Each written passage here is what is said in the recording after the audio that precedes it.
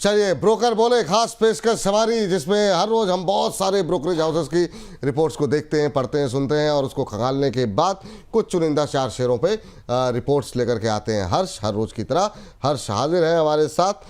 हर्ष, आज तो प्रदीप जी स्टूडियो में है, कैसा महसूस हो रहा है आपको और पहली कंपनी कौन सी होगी? बिल्कुल sir, good to see you Haldar sir in the studio. बहुत अच्छा लगा आपको देखकर, मुलाकात करके। आगे शो के बात करेंगे मुलाकात। और इंडियन होटल्स की हम लोग बात कर लेते हैं यहाँ पे। सबसे पहले न्यूमरा की रिपोर्ट है, रिड्यूस की इन्होंने कॉल रखी और 648 रुपये प्रति शेयर के भाव का इन्होंने लक्ष्य रखा है, जबकि इससे पहले जो टारगेट था वो करीब 628 था। यहाँ पे तो इन्होंने बढ़ाया, लेकिन मौजूदा भाव से ये स्टॉक जो है, जो लक्ष्य दिया है वो नीचे का दिया है। क्यों दिया है? इन्होंने सबसे पहले कहा है कि देखिए FY26 के Q1 में यहाँ पे जो रेवेन्यू प्रति कमरे के हिसाब से रेवेन्यू प्रति रूम है वो जो है 11% सालाना दर से बढ़ा है। और ऑक्यूपेंसी की बात करें, यहाँ पे ऑक्यूपेंसी में भी सिर्फ 90 बेसिस पॉइंट की गिरावट है। एनुअल रिकरिंग रेवेन्यू, जिसको सालाना कमाई के तौर पे देखा जाता है, उसमें भी 12% की बढ़त देखने को मिली है। कंपनी डबल डिजिट को ग्रोथ को लेकर अभी भी आश्वस्त है, ये इन्होंने पॉजिटिव पॉइंट्स गिनवाए हैं। लेकिन इनका अब ये कहना है, जो इन्होंने जो रिड्यूस की कॉल दी है, इनका साफ तौर पर ये कहना है कि आने वाले समय में जो आने वाले क्वार्टर्स हैं उसमें दबाव थोड़ा देखने को मिल सकता है यहाँ पर। लेकिन अभी कोई बहुत ज़्यादा कोई बड़े ट्रिगर्स नहीं जिसकी वजह से माना जाए कि जो स्टॉक है उसमें स्ट्रेंथ देखने को मिल सकती है। FY26 FY27 के रेवेन्यू अनुमान में इन्होंने एक स्लाइटली सी हल्की सी कटौती करी है, 0.8% से लेके -1.1%। चलिए, ये बात यहाँ पर निकल के आ रही है इंडियन होटल्स को लेकर के। सर, ये रिपोर्ट्स को लेकर के कई सारी चीज़ें मिली जुली रहती हैं, क्या सहमत हैं आप इस पर? जो है आप दोनों की टिप्पणियाँ जानना चाहूँगा। पहले प्रदीप जी, आप। देखिए, मुझे तो लगता है कि इस स्टॉक्स में ज़्यादा कुछ प्रॉब्लम नहीं है। आप देखेंगे 1 लाख करोड़ के ऊपर तो मार्केट कैप भी है, 2100 करोड़ के आसपास पैड भी है, तो ऐसा तो कुछ प्रॉब्लम नहीं है। सेल्स ग्रोथ भी लास्ट 5 साल का जो एवरेज 14-15% CAGR के साथ चल रहा है वो भी बहुत बढ़िया है। अब रिसेंटली देखिए, थोड़ा बहुत जो ROEC है वो 17% ग्रो हुआ है, सो मुझे तो कुछ प्रॉब्लम नहीं लग रहा है। सेकेंड थिंग, 2021 के बाद वीकली चार्ट पे जो एवरेज मूविंग प्राइस आया था अभी भी वो कंटिन्यू हो रहा है, और मुझे लगता है कि स्टॉप लॉस मेंटेन करना चाहिए ऑलमोस्ट 685 से लेकर 690 के जोन के आसपास।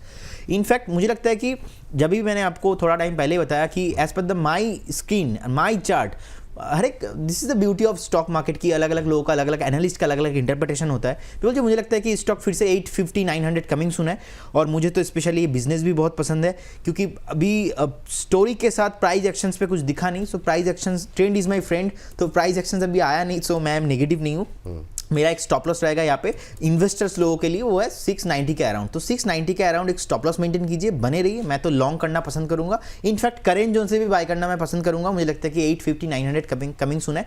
और सर, आप तो मेरे पास ही बैठे हो, तो स्क्रीन भी देख लीजिए, जिस तरीके से ट्रेंड चल रहा है लगातार, ये है basically weekly moving average price, तो ये ब्रेक नहीं हुआ। सो यहाँ पे सपोर्ट है, so I don't think so much कि यहाँ पे एग्जिट करना सही होगा या तो बाय नहीं करना सही होगा। बिल्कुल बिल्कुल सर, आपकी मतलब जो एनालिसिस है उस पर तो बिल्कुल कोई सवाल ही नहीं है। मैम, आप ये जो तमाम सारी रिपोर्ट्स आ रही हैं उससे कितनी सहमत रहती हैं, और आज की इस रिपोर्ट पर आपकी टिप्पणी? सिर्फ इसी पर दोनों लोगों की राय एक साथ ले रहे हैं, अदरवाइज फिर सब पे एक एक कंपनी पर एक एक एक्सपर्ट की राय रहेगी। ऑल राइट, देखिए, सबसे पहले तो मेरा इस पर भी पॉजिटिव है, और यहाँ पर 760 से 765 के रेंज में से बाय फॉर मी। इसमें जो मैं टारगेट देख रही हूँ यहाँ पर 785 ऑनवर्ड्स 830 तक के टारगेट्स हमको मिल सकते हैं with a holding period of 1 से 6 वीक का। ये तो हो गया इस पर्टिकुलर स्टॉक के बारे में। विपुल जी, पिछले हफ्ते भी जब हम लोग लाए थे और ब्रोकर बोले में जब हम लोग थे, तो मैं पॉइंट पिन पॉइंट करना चाहती हूँ स्टेट बैंक ऑफ इंडिया को और PNB बैंक को। दोनों ही स्टॉक्स में ब्रोकर्स ने अंडरवेट की सलाह दी थी, सेल का सजेस्ट किया था, बट हम लोगों ने उसमें रीजन डिस्कस करके बाय की सलाह दी थी कि यहाँ पर बाय पॉसिबल है। And we can see PNB का 115 का टारगेट हिट ऑलरेडी हो चुका है, SBI का जो टारगेट है वो ऑलरेडी हिट हो चुका है। सो किसी भी रिपोर्ट की मैं यहाँ पर किसी को भी क्रिटिसाइज नहीं करना चाहती, जस्ट एक ही बात है, anything which coming in the form of reports और न्यूज, आप जस्ट ये और देख लीजिए कि तो स्टॉक के फंडामेंटल्स क्या कहते हैं, क्या वो ठीक है। अभी अगर वो चीज आपको लग रही है कि वहां पर फंडामेंटल्स बुरे नहीं है, देन श्योरली आप एक बार छोटे रिस्क पर स्ट्रैटेजी अपनी डिप्लॉय कर सकते हैं, क्योंकि कई बार ऐसा होता है। मैंने एक स्टेटमेंट पिछली बार दिया था, we do not want to be prey of any hunter, हमको किसी का प्रे नहीं बनना है। अपनी एनालिसिस करो, देखो, अगर आपको कंफर्ट आता है, कॉन्फिडेंस भी आता है, देन गो फॉर इट। और वही चीज अभी ITC में, इंडियन होटल्स में हो सकती है, यहाँ पर भी सेम चीज है। तो दोनों का मानना है कि भैया हम सहमत नहीं है, खरीदारी करने की राय है यहाँ पर। तो ये बात यहाँ पर निकल के आती हुई।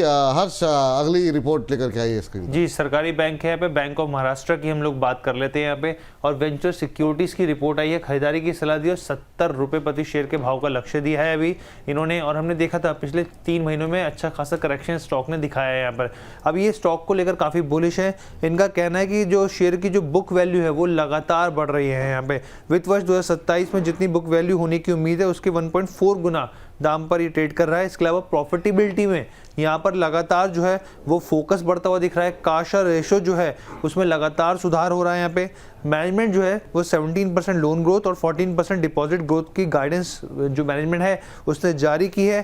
काशा रेशो जो है 50% के आसपास मान के चल रही है। और आने वाले समय में बैंक जो है थोड़ा सा तेजी से एक्सपेंशन करता हुआ दिखेगा। करीब 18 महीनों में 321 ब्रांचेस खुलेगा, यानी कि देश भर में मिला के करीब 1000 ब्रांचेस हो जाएंगी बैंक ऑफ महाराष्ट्र की। 56-57 के आसपास अभी ट्रेड करता हुआ दिखाई दे रहा है। आज आए हैं साउथ इंडियन बैंक के भी रिजल्ट और उसके बाद से दबाव देखने को मिल रहा है, लेकिन यहाँ पर अग्रेसिव टारगेट निकल के आए मैम 70 रुपए के। आप सहमत हैं इस रिपोर्ट से? देखिए यहाँ पर फिलहाल की जो हमारी बाइंग है, एक सेकेंड, बैंक ऑफ महाराष्ट्र में जो ये टारगेट उन्होंने दिया 70 का, ये आ सकता है, लेकिन without a pull back it's not possible. So मैं एक चीज और यहाँ पर ऐड ऑन करना चाहती हूँ, जब कभी भी कोई भी रिपोर्ट दे रहे हैं, टारगेट दे रहे हैं, then they should also mention कि इस पर्टिकुलर लेवल पर बाय किया जा सकता है, ताकि सामने वाले को तो समझ में आए। कभी ऐसा तो नहीं है कि महंगा या सस्ता खरीदवा रहे हैं। सो फॉर दैट मुझे ऐसे लगता है कि यहाँ पर अभी आपको 55 से मतलब 54 से 55.50 यानी 55.5 का भाव आ सकता है, उसका वेट करिए। और जब ये भाव आए तब वहां पर हम फ्रेश बाय ले सकते हैं with a strict stop loss at 53। And उसके बाद में जो टारगेट आपको मिलेंगे 70 का वेट ना करते हुए हमें पहला टारगेट या पहली profit booking we should consider at 60। उसके बाद ट्रेलिंग करना चाहिए 57 पर। सो ये स्ट्रैटेजी अगर हम डिप्लॉय करेंगे, ये व्यू लेकर के अगर चलेंगे, तो हमें बड़े टारगेट्स यहाँ पर मिल सकते हैं। बाकी पुलबैक्स होंगे तो उसमें आपको प्रॉफिट बुकिंग मिलती रहेगी बीच में। ठीक, ये बात हो गई बैंक ऑफ महाराष्ट्र को लेकर के। तीसरी कंपनी के लिए चलते हैं हर्ष के पास। हर्ष, आज की तीसरी कंपनी जी, आईटी पैक में विप्रो की हम लोग बात कर लेते हैं। यहाँ पे मॉर्गन स्टैनली की रिपोर्ट है, इक्वल वेट की सलाह दी, 285 रुपये का इन्होंने लक्ष्य दिया है और अपना जो नजरिया पहले जो टारगेट्स उससे बढ़ा दिए हैं। यहाँ पे करीब 265 के आसपास का लक्ष्य था पहले, अब 285 रुपये कर दिया है यहाँ पे। इनका सबसे पहले कहना है कि जो Q1 के FY26 के नतीजे आए हैं वो अनुमान के मुताबिक रहे। यहाँ पे Q2 के लिए जो गाइडेंस है वो भी बिल्कुल ठीक है, उसमें कोई नेगेटिविटी उनको कुछ नहीं दिख रही है, ये सब पॉजिटिव दिख रहा है इनको। मजबूत डील विन है यहाँ पे और हेल्दी डील जो है वो पाइपलाइन की स्थिति में देखने को मिल रही है यहाँ पे। सेकंड फेज में FY26 के सेकंड फेज में यहाँ पे ग्रोथ बढ़ने की उम्मीद जताई जा रही है। कैपिटल एलोकेशन जो है वो बेहतर होता हुआ दिख रहा है यहाँ पर। मैनेजमेंट ने एक्चुअल कॉन्ट्रैक्ट वैल्यू ग्रोथ को लेकर काफ़ी पॉजिटिव संकेत दिए, तो तमाम फैक्टर्स के चलते ये यहाँ पर जो है इसको लेकर पॉजिटिव है।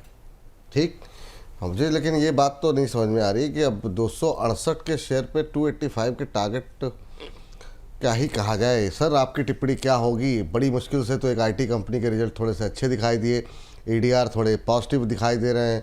अब उसके बाद से रिपोर्ट में 10 रुपये ऊपर 20 रुपये ऊपर के टारगेट निकल के आ रहे हैं, तो उससे तो कॉन्फिडेंस लोगों का वैसे ही डोल जाएगा। आपकी टिप्पणी क्या रहेगी? देखिए 268 चल रहा है, 285 का टारगेट। सो मैं तो सर पॉजिटिव ही हूँ। अब मुझे पता नहीं कि 285 इतना कम क्यों टारगेट है। सो देखिए बेसिकली लिक्विडिटी का कुछ इशू नहीं है। 2,80,000 करोड़ के आसपास मार्केट कैप भी है। नीट प्रॉफिट 13,000 करोड़ के ऊपर भी है। प्रॉफिट ग्रोथ शानदार है, 20% CAGR के साथ ही चल रहा है। सेल्स ग्रोथ भी लास्ट 7 ईयर्स पे एवरेज 88% के आसपास रहा है। सो मुझे तो यहाँ पे कुछ प्रॉब्लम नहीं दिखता। और प्रोमोटर होल्डिंग भी ऑलमोस्ट 72% के आसपास है, तो प्रोमोटर होल्डिंग भी मैं देखता हूँ। और रिजर्व जो है कंपनी के पास, मैं ऑलवेज देखता हूँ फंडामेंटल्स पे, तो बहुत ही अच्छा है और लगातार सेल्स ही बढ़ रहा है। तो ऐसा तो अदर्स इनकम भी इंक्रीज हुए, तो ऐसा तो सच मुझे कुछ प्रॉब्लम नहीं दिखता। इंटरेस्टिंग फैक्ट ये है कि 200 जो DMA है ऑलमोस्ट 257 258 के आसपास, तो उसके ऊपर ही सस्टेन हो रहा है। सो 200 DMA के ऊपर सस्टेन करना मतलब बहुत ही बढ़िया शानदार होता है। और मुझे लगता है कि बेस बन चुका है। और इंटर IT पे तो सर अभी तो मैं पॉजिटिव ही हूँ, कुछ भी नेगेटिव नहीं है। जैसे कि मैंने आपको बताया कि ऑलमोस्ट निफ्टी IT जिस तरीके से एक रिकवरी मूड पे है, तो आई डोंट थिंक ये 39,000 से 37,000 हो गया मतलब मैं नेगेटिव हो गया, ऐसा नहीं। आपको एक अच्छा खासा बाइंग जोन पे बाई करना चाहिए। तो मुझे लगता है कि आज से 6 महीना बाद ही ना ये 39,000 37,000 35,000 36,000 निफ्टी आईटी कम प्राइस आपको दिखेंगे। सो मैं बहुत ही बुलिश हूँ और मुझे लगता है कि विप्रो जैसे स्टॉक्स में तो मिनिमम 350 340 का एक टारगेट आना चाहिए with horizon of 12 to 15 months, 12 से 15 मंथ का एक व्यू रखना चाहिए। नो डाउट आईटी में बहुत अच्छा रिजल्ट आया है, टीसीएस का रिजल्ट थोड़ा बहुत खराब दिखा था लेकिन उतना ज़्यादा इफेक्ट नहीं हुआ, अभी भी नीचे ही है। सो मैं तो सर पॉजिटिव हूँ विद ए टारगेट ऑफ 340 350। चलिए, बहुत अच्छी बात। और इस बीच जाला लक्ष्मण सिंह जी कह रहे हैं हर सर मजामा सोने, तो हर सर मजा में है सर आप? एकदम मजा में सर। चलिए, एकदम मजा में। चलिए बताइए, अगली कंपनी बता जी, दीजिए। आखिरी जो है एक्सिस बैंक की बात कर लेते हैं। आज स्टॉक में भारी गिरावट देखने को मिली है यहाँ पर, और यहाँ पे देखिए नुवामा की रिपोर्ट है, डाउनग्रेड कर दिया इन्होंने, 1180 रुपये प्रति शेयर के भाव का लक्ष्य किया है इन्होंने तय।